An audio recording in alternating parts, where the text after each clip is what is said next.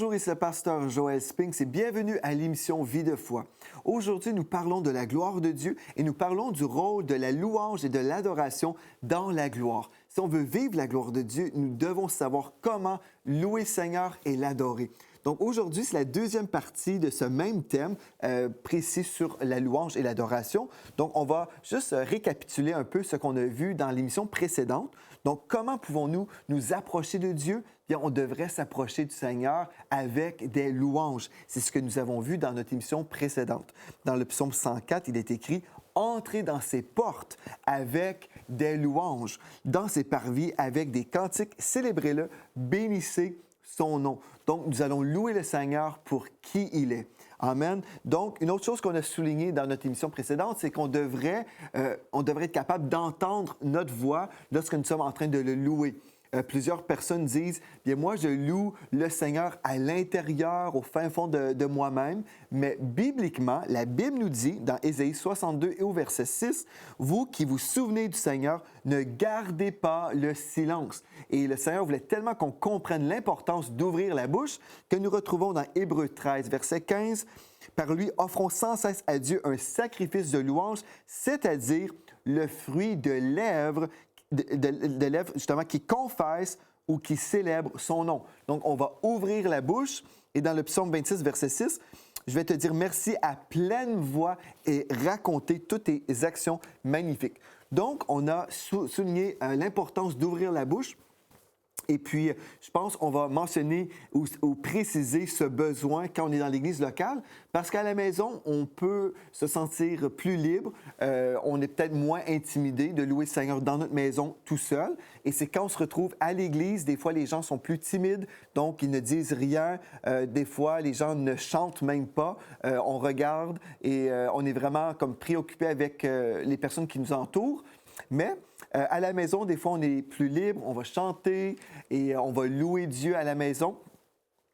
Ceci dit, on veut amener ce qu'on vit à la maison, à l'Église, pour qu'on puisse vivre la gloire de Dieu d'une façon collective. Donc, c'est super important. Donc, notre voix devrait être entendue et nous devrions également avoir un ton de victoire dans notre louange. Donc, aujourd'hui, on va voir dans le psaume 47 au verset 2.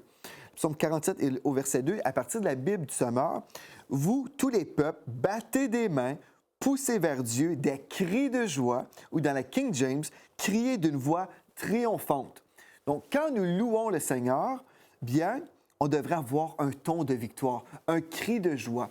Ceci veut dire qu'on va appeler les choses qui ne sont pas comme si elles étaient. C'est-à-dire, on va louer le Seigneur à l'avance. On va louer le Seigneur pour la victoire qu'il nous donne, qu'on reçoit par la foi à l'avance. Souvent, les gens sont dans la défaite parce qu'ils voient leurs besoins, ils ont besoin d'un miracle et puis ils ont du mal à louer le Seigneur parce qu'ils n'ont pas encore reçu leur percée.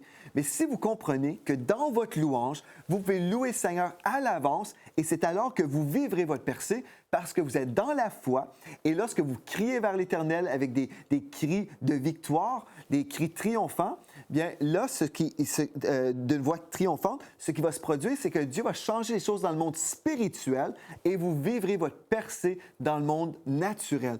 Donc, c'est tellement important de comprendre ces choses-là. Quand on voit une église, on voit, admettons, plusieurs personnes qui sont là dans l'église, on voit les chantres en avant qui nous conduisent dans la louange et on retrouve un public qui est justement ça, un public de spectateurs.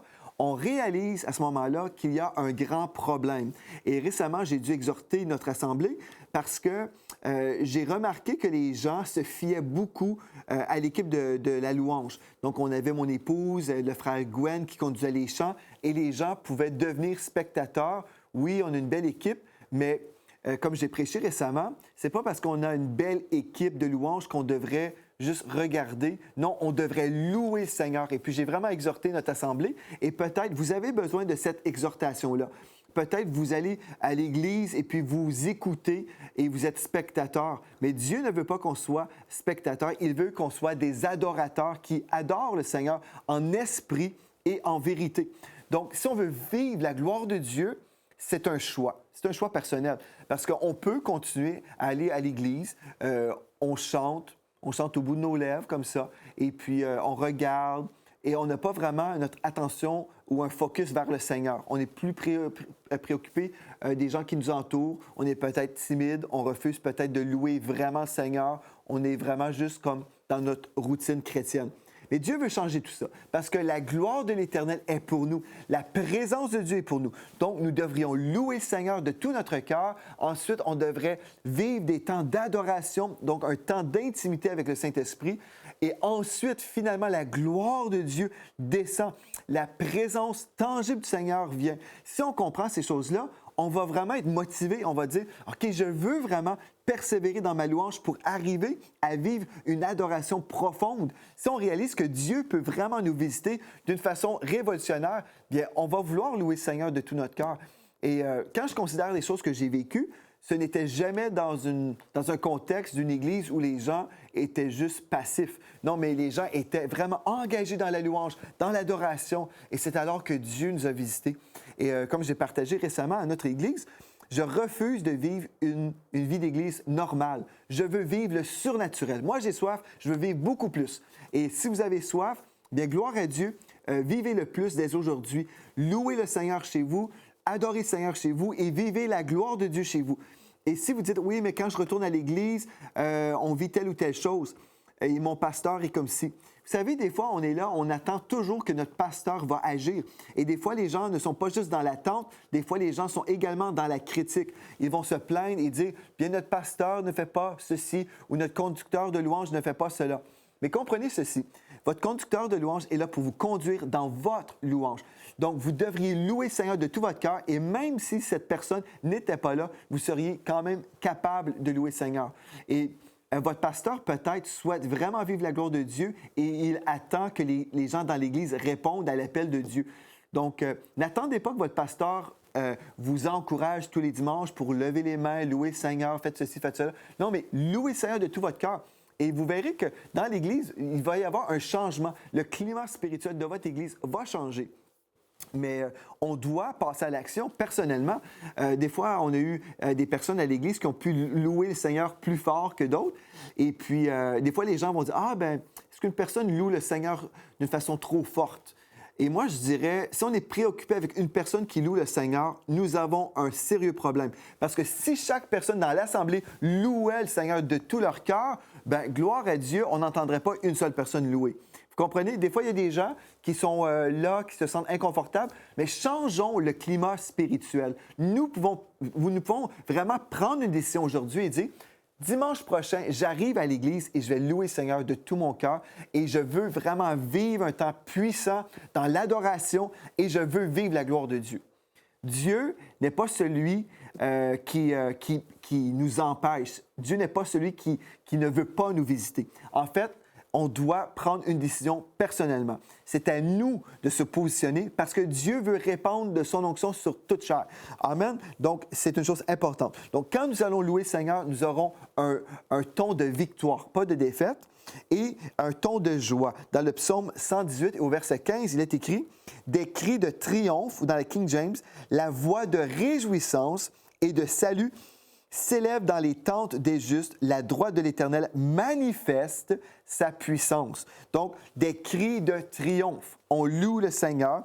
Donc, la louange n'est jamais une parole d'abattement, mais c'est une parole de réjouissance, de reconnaissance. Donc, on va reconnaître qui est Dieu et nous serons reconnaissants pour Dieu. Amen? Donc, vous allez reconnaître que Dieu est souverain, que Dieu est grand et puissant et vous allez être reconnaissant pour qui il est dans votre vie. Amen. Ensuite, si on parle maintenant, on a parlé aussi, là, le ton de nos louanges, mais si on parle spécifiquement des chants de louanges, par exemple, on va parler des chants parce que c'est vraiment une portion très, très importante dans la louange lorsque nous sommes à l'Église. Donc, je vais vous lire un texte dans le psaume 89 et au verset 2. Il est écrit « Je veux chanter à jamais les bontés de l'Éternel et proclamer d'âge en âge sa fidélité. » Donc, dans ce temps de louange, je vais chanter. Ça, c'est une des façons qu'on peut louer le Seigneur. Donc, on a déjà dit, on peut s'approcher de Dieu, certainement, avec un cœur reconnaissant, mais on veut également le louer de tout notre cœur avec des chants. Et vous pourriez également chanter d'une façon qu'on peut dire une façon surnaturelle et spontanée. quand on s'abandonne vraiment entre les mains de Dieu, on peut vivre des temps où l'Esprit de Dieu va nous inspirer des chants qu'on n'avait jamais appris. Et on appelle ça des chants spontanés. Je vais vous lire un texte dans la parole de Dieu. En fait, je vais lire plusieurs textes concernant les chants et comment les chants peuvent amener une forte onction dans une église. Dans le psaume 96 et au premier verset, nous lisons « Chantez à l'Éternel un cantique nouveau ». Ici, on pourrait prendre ce texte-là et dire plusieurs choses. Une des choses qu'on devrait comprendre, premièrement, quand on dit « chanter à l'Éternel un cantique nouveau », ceci veut dire qu'on ne devrait pas chanter toujours les mêmes chants tous les dimanches matins de notre vie. Amen. On devrait prendre le temps, s'investir dans notre équipe de louanges et les personnes qui sont responsables de l'équipe de louanges devraient amener toujours un menu varié. On devrait avoir des nouveaux chants constamment. Et certainement, on peut continuer à chanter des chants que nous aimons, mais on devrait vraiment diversifier nos chants parce que le répertoire, on devrait diversifier le répertoire parce que la Bible nous dit justement « chanter à l'Éternel un cantique nouveau ». Quand on chante toujours la même chose, ce qui se produit des fois, on devient tellement habitué qu'on oublie le sens des paroles qu'on chante. Des fois, on est là et c'est juste un mécanisme, c'est la routine. Dieu veut qu'on puisse chanter de notre cœur. Une façon qu'on va vraiment chanter du cœur, c'est lorsqu'on chante un chant nouveau. Et puis, je crois que le Seigneur veut ça parce que aussi, nous, les enfants de Dieu, même si Dieu ne pourra pas se tanner d'un cœur qu'il aime vraiment avec un chant spécifique, nous, les enfants de Dieu, nous devenons un peu épuisés lorsque nous chantons toujours les mêmes chants. Donc, ce n'est pas la volonté de Dieu. Et parfois, quand les gens chantent toujours les mêmes choses, c'est parce que les gens ne peuvent pas se donner vraiment pour pratiquer. Ici, je parle de l'équipe de louanges. Les gens ne veulent pas vraiment s'investir dans leur ministère. Donc, ils disent, bien, je vais toujours refaire les mêmes chants parce que je vais économiser du temps. Mais finalement, on ne donne pas notre meilleur au Seigneur et Dieu ne veut pas ça. Donc, chante à l'Éternel un chant nouveau. Mais là, si on rentre vraiment dans la dimension de l'Esprit, dans 1 Corinthiens 14 et au verset 15, je vous rappelle un texte qu'on a déjà vu dans des émissions précédentes. 1 Corinthiens 14, 15, il est écrit « Que faire donc? Je prierai par l'Esprit, mais je prierai aussi avec l'intelligence. Je chanterai par l'Esprit, mais je chanterai aussi avec l'intelligence. » Donc, dans notre Église, admettons, nous sommes une Église francophone, nous allons chanter avec l'intelligence en français. Mais la Bible dit qu'on peut également chanter par l'Esprit, c'est-à-dire on peut chanter en langue et nous pouvons également chanter des chants qui sont spontanés. Je vais vous partager un témoignage. Je me souviens, il y a plusieurs années, j'étais en train de conduire mon véhicule et comme j'étais en train de chanter en langue, tout d'un coup, le Seigneur a déposé dans mon cœur un chant qui s'appelle « Oui, je le veux ». Et c'est un chant où l'épouse chante à l'époux « Oui, je le veux ». Et on s'abandonne totalement entre les mains de Dieu. Et c'est un chant comme ça qui est venu. Je n'ai pas composé ce chant, j'ai plutôt reçu ce chant. Et là, je suis rentré à mon bureau et puis j'ai enregistré rapidement le chant pour me rappeler de la mélodie. Et je pense que je vais enregistrer ce chant prochainement pour des émissions. Mais tout ça pour dire qu'on peut chanter en esprit, donc on chante en langue, et ensuite, par la suite, on peut recevoir des cantiques spirituels, donc des chants spirituels. Si on va ensemble dans Éphésiens 5, au verset 18, je vais vous lire à partir de la version second 21. « Ne vous enivrez pas de vin, cela mène à la débauche, soyez au contraire remplis de l'esprit. Dites-vous des psaumes, des hymnes et des cantiques spirituels, chantez et célébrez de tout votre cœur les louanges du Seigneur. » Donc ici, on parle des chants que vous n'avez pas appris auparavant, mais c'est comme vous étiez en train de louer, peut-être en langue au tout début, et après, le Saint-Esprit qui est en vous, dans votre esprit, compose un chant pour vous finalement. Et là, vous commencez à simplement vous laisser sortir des paroles, et parfois, vous avez des chants qui sont absolument magnifiques. Et c'est des chants qui viennent du ciel directement. Et peut-être même, il y a des anges au ciel, nos frères et nos sœurs qui sont déjà décédés, qui sont rentrés au ciel. Peut-être ces gens-là chantent déjà ces chants dans l'au-delà. Et puis nous, lorsqu'on se connecte avec l'Esprit de Dieu, on peut se joindre à la chorale céleste et chanter avec eux. Et on chante littéralement des chants qui sont déjà chantés au ciel. N'est-ce pas merveilleux de savoir ça? Mais si on chante uniquement des chants avec l'intelligence, bien, on va chanter toujours en français, les chants qu'on a préparés dans notre programme.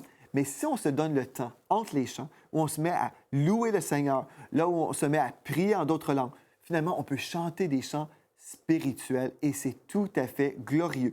Et je peux vous assurer, même s'il y a plusieurs personnes dans une église, même si vous êtes 1000 personnes, vous pouvez tous chanter des chants spontanés et on ne voit pas de désordre parce que l'onction est tellement présente qu'on ressent le Seigneur. C'est tellement glorieux. Alléluia. Donc, je vous encourage à chanter de tout votre cœur des chants inspirés par l'Esprit de Dieu dans la version Bible du Sommeur. Donc, des cantiques inspirés par l'Esprit de Dieu. Amen.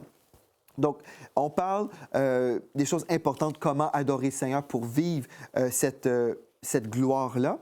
Une autre chose qu'on veut voir, bon, on a déjà parlé des chants, et quand on va chanter, oui, on va battre des mains, on va élever les mains pures. Dans 1 Timothée 2, verset 8, « Je veux donc que les hommes prient en tout lieu en élevant des mains pures, sans colère ni mauvaise pensée. » Donc, quand on prie et quand on loue le Seigneur, quand on adore, nous pouvons lever les mains pures. Parce que le chant, en fait, c'est une forme de prière, n'est-ce pas? Lorsque nous nous adressons à Dieu. Si nous parlons de nous-mêmes dans nos temps de louange, comme est le cas parfois dans les églises, j'aimerais vous exhorter, si vous êtes un directeur de louange dans votre église, les chants, si vous voulez attirer la gloire de Dieu, la présence de Dieu, les chants devraient s'adresser au Seigneur.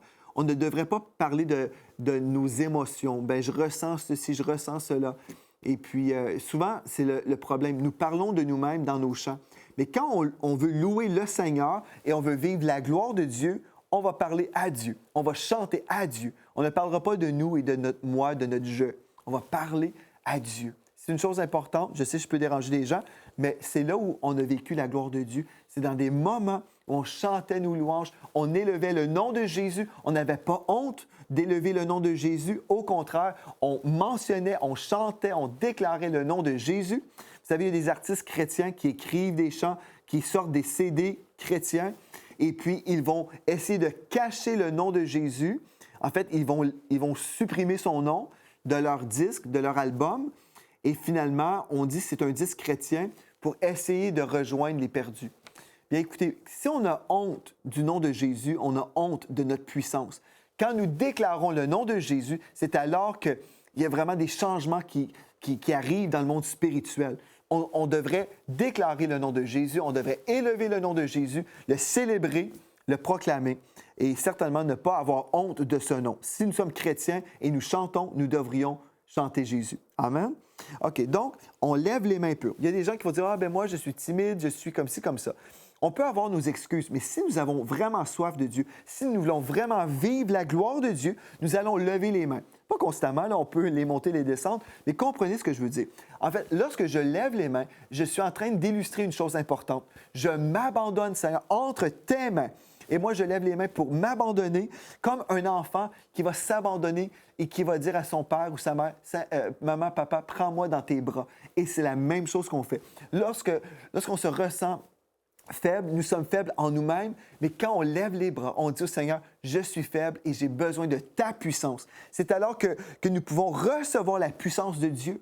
Quand je suis faible, c'est alors que je deviens fort, parce que ce n'est pas ma puissance que je reçois, mais vraiment, lorsque je lève les mains, je reçois la puissance de Dieu et je deviens plus fort. Mais pour être plus fort, je dois m'humilier. Il y a des gens qui sont trop orgueilleux, qui sont là dans l'Église, ils ne veulent pas chanter, ils ne veulent pas battre des mains, ils ne veulent pas lever les mains, ils sont discrets supposément. Mais Dieu nous appelle à s'humilier devant le Seigneur. Ne pas avoir honte de s'humilier et dire « Seigneur, je veux plus de toi. Je lève les mains pures, comme nous lisons. Je veux donc que les hommes, dans 1 Timothée 2,8, je veux donc que les hommes prient en tout lieu, en élevant des mains pures. » Dieu l'a dit. Ici, sous l'inspiration de Saint-Esprit, l'apôtre Paul a dit à son fils spirituel Timothée, « Voici la volonté de Dieu, qu'on élève des mains pures, sans colère ni mauvaise pensée. » Donc, on s'abandonne entre les mains de Dieu en levant les mains tout simplement et vous pouvez vivre une victoire. Vous pouvez ressentir la présence de Dieu. J'aimerais vous lancer un défi. Si vous ne louez pas le Seigneur d'une façon biblique, comme je suis en train de vous montrer ici, là, bien, essayez dimanche matin, allez à l'église et commencez à lever vos mains. Si vous êtes dans une église tellement traditionnelle où les gens ne louent pas le Seigneur avec les mains levées, peut-être vous allez avoir du mal à le faire, mais peut-être en le faisant, vous allez vivre quelque chose. Et peut-être vous serez un instrument entre les mains de Dieu pour inspirer d'autres personnes dans votre Église à louer le Seigneur. Donc, c'est tellement, tellement important. Et j'aimerais vous illustrer d'une façon biblique l'importance de lever les mains. Des fois, les gens vont dire, ah, bien, parce que c'est vraiment important. Je crois que les gens sont émotifs lorsqu'ils louent le Seigneur comme ça. Des fois, on peut juger les gens. Et j'ai entendu des fois des personnes dire, ah, bien, ça, c'est des émotions. C'est les pentecôtistes qui vont lever les mains. Nous sommes de telle façon. Non, en fait, ce n'est pas une question d'être pentecôtiste. Ici, c'est une question d'être biblique. La Bible nous dit, lever des mains pures. Ici, on ne voit pas aucun titre d'Église, mais c'est la volonté de Dieu qu'on retrouve. Et on voit dans Exode 17, écoutez bien ceci, à partir du 11e verset. Lorsque Moïse élevait sa main, Israël était le plus fort. Et lorsqu'il baissait sa main, Amalek, l'ennemi, était plus fort. Donc, on retrouve même dans l'Ancien Testament l'importance de lever les mains. Lorsqu'on lève les mains, nous déclarons « J'ai besoin de ta puissance ». Si vous ne levez pas vos mains, en fait, vous êtes en train de dire « Je suis autosuffisant. Je n'ai pas besoin de plus de puissance. Je peux m'organiser tout seul. » Mais vous ne voulez pas être comme ça. Si vous voulez vivre la présence de Dieu, vous avez soif, vous voulez vivre plus avec le Seigneur, ouvrez votre bouche, levez vos mains, chantez. Amen. Gloire à Dieu. Donc, on va offrir nos corps vraiment comme un sacrifice vivant. Nous allons sortir de notre zone de confort et nous allons célébrer le Seigneur d'une façon libre. Dans Jean chapitre 4 et au verset 24, si nous parlons maintenant de l'adoration, on a parlé beaucoup de louanges, mais si nous voulons vraiment adorer le Seigneur, on va comprendre une chose importante. Dans Jean 4, 24, Dieu est esprit et il faut que ceux qui l'adorent en esprit et en vérité. Ceci veut dire qu'on ne voudra pas louer le Seigneur ou l'adorer d'une façon intellectuelle seulement, mais à partir de notre esprit. Nous voulons connecter avec l'Esprit de Dieu. Donc, je vais l'adorer. Je vais adorer mon Dieu en esprit et en vérité. Comment être en vérité? Bien, je vais adorer d'une façon biblique, certainement, et je vais être vrai à moi-même, dans le sens que je vais vraiment être authentique dans mon adoration. Je vais louer le Seigneur, l'adorer, et je vais déclarer de ma bouche des choses qui sont vraies dans mon cœur et qui sont vraies dans la parole de Dieu. Darlene Zschech, qui était la chanteuse avec Hillsong pendant de nombreuses années, a déclaré une parole très importante que j'aimerais vous lire en ce moment. En fait, Darlene Zschech a dit « L'adoration est le but même de notre existence. Sans l'adoration, nous entrons dans l'idolâtrie. Nous avons été créés pour adorer, alors nous adorerons tous forcément. » Et c'est une vérité, ça. Peu importe la personne. Si vous êtes un enfant de Dieu, bien, vous allez adorer Dieu. Mais si vous êtes un enfant du diable, comme Jésus a mentionné, il y en avait dans son temps, des religieux, Jésus disait, vous êtes de votre père le diable. Donc, il y a certainement des enfants du diable. Bien, ces gens-là vont adorer le diable de toutes sortes de façons. Les gens vont toujours adorer quelque chose. Même si on parle des gens qui sont hindous, en Inde, il y a des temples dédiés aux rats. Les gens vont adorer des rats. Donc, si on ne veut pas adorer Dieu, nous allons adorer quelque chose. Certaines personnes ici, au Canada, peuvent dire, bien moi, j'adore je ne sais pas, ma voiture. J'adore ceci, j'adore cela. Et littéralement, ils vont passer toute leur journée, de semaine en semaine, ils vont se consacrer à leur voiture, par exemple. Donc, ils sont vraiment matérialistes et puis eux, ils aiment passionnément des choses matérielles, par exemple. Donc, mais nous allons tous adorer quelque chose. Certaines personnes vont s'adorer eux-mêmes et puis ils vont toujours passer leur priorité, leur désir personnel en priorité. C'est toujours moi. Et ces gens-là, finalement, sont dans l'adoration de leur personne. Mais nous allons tous adorer. Comme Darlene Zschech a mentionné, l'adoration est le but même de notre existence. Et sans l'adoration, nous entrons dans l'idolâtrie, comme je viens de vous illustrer. Nous avons été créés pour adorer, alors nous allons adorer forcément. Donc, qui allez-vous adorer? Adorons le Seigneur. Et comment pouvons-nous vraiment l'adorer? Bien, dans Romains 12, verset 1, « Je vous exhorte donc, frères, par les compassions de Dieu, à offrir vos corps comme un sacrifice vivant, saint, agréable à Dieu, ce qui sera de votre part un culte raisonnable. » En fait, en anglais, on dit « spiritual act of worship ». Nous allons adorer le Seigneur en lui donnant notre corps, toute notre vie. Donc, l'adoration, une chose très importante qu'on doit comprendre. L'adoration, ce n'est pas simplement le dimanche matin, ce n'est pas simplement un temps où, bon, j'ai loué le Seigneur, ensuite je vais l'adorer. L'adoration implique toute ma vie, tout le temps, constamment. Je vais vivre littéralement pour le Seigneur. Ma vie, Je vais vivre en sacrifice. Ce n'est plus moi qui vis, c'est Christ qui vit en moi. Donc, comme je suis là, je veux vivre pour mon Seigneur. En fait, je vais vivre dans l'adoration. Je vais adorer Dieu avec ma vie. Je vais passer les priorités de Dieu toujours en priorité. Donc, l'adoration, le sacrifice d'une vie visant exclusivement à lui plaire et non à se plaire. Donc, gloire à Dieu pour ça. Donc, pour y arriver, certainement, nous devons naître de nouveau parce que c'est impossible de vivre pour le Seigneur dans notre chair. Nous devons naître de nouveau. Et on doit offrir notre vie au Seigneur sans rien retenir. Ça, c'est l'adoration véritable. Et nous devons honorer le Seigneur avec la sincérité de notre cœur. Si nous voulons vivre de l'intimité avec le Seigneur, dans l'adoration, comprenez ceci, Dieu connaît toutes choses. Dieu connaît notre cœur. Dieu le sait si vous êtes à l'Église et vous êtes en train de louer le Seigneur et bon, publiquement, les gens peuvent vous voir et peut-être s'imaginer que vous êtes en train d'adorer, mais en fait, peut-être vous êtes en train de penser à votre repas. Qu'est-ce que je vais manger ce midi? Qu'est-ce que je vais faire en après-midi? Et là, vous êtes là, vous louez le Seigneur, mais finalement, vous pensez à d'autres choses. Remarquez bien ceci. Dans Ésaïe, chapitre 29 et au verset 13, dans la version second 21, le Seigneur dit, « Ce peuple s'approche de moi, il m'honore de la bouche et des lèvres, mais son cœur est éloigné de moi et la crainte qu'il a de moi n'est qu'un commandement humain, une leçon apprise. » En d'autres mots, là, ces gens-là que le Seigneur devait reprendre, en fait, oui, ils chantaient. Ils ont compris ce que j'ai déjà expliqué aujourd'hui. On va ouvrir la bouche. Donc, on peut ouvrir la bouche, on peut célébrer le Seigneur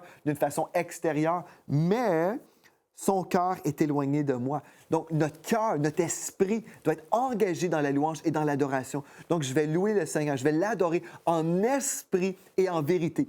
Cette adoration doit être authentique. Et Dieu connaît notre cœur. Dieu le sait si on pense à d'autres choses, si nous sommes vraiment connectés avec lui lorsque nous l'adorons. Mais si nous sommes prêts à l'adorer de tout notre cœur, si nous sommes fervents en esprit lorsque nous le louons, et si nous sommes dans la foi également, que le Seigneur nous visite et que sa gloire va se manifester, nous verrons des changements dans nos églises. N'attendez pas au changement, mais soyez l'agent du changement, frères et sœurs. Soyez l'agent du changement dans votre église. Commencez ce dimanche matin et même avant. Préparez-vous dès aujourd'hui. Louez le Seigneur à la maison. Adorez le Seigneur à la maison. Et dimanche matin, certainement, louez et adorez et vivez la gloire de Dieu. Et vous verrez, de semaine en semaine, votre église sera transformée parce que cette louange et la gloire de Dieu va totalement changer votre église et révolutionner votre assemblée. Donc, gloire à Dieu pour ça. Je veux vraiment vous encourager. Passez à l'action, mettez en pratique cette parole et nous verrons vraiment la gloire de Dieu dans les nations. Merci d'avoir été là aujourd'hui. Demain, on poursuit encore sur le contexte ou le sujet plutôt de la gloire et j'ai vraiment la foi qu'on va voir de grands changements partout dans la francophonie. D'ici à demain, merci d'avoir été là et soyez richement bénis. Cette émission est rendue possible grâce au précieux soutien des partenaires d'Enseigne-moi Canal International. Retrouvez tous nos programmes sur enseigne-moi.com.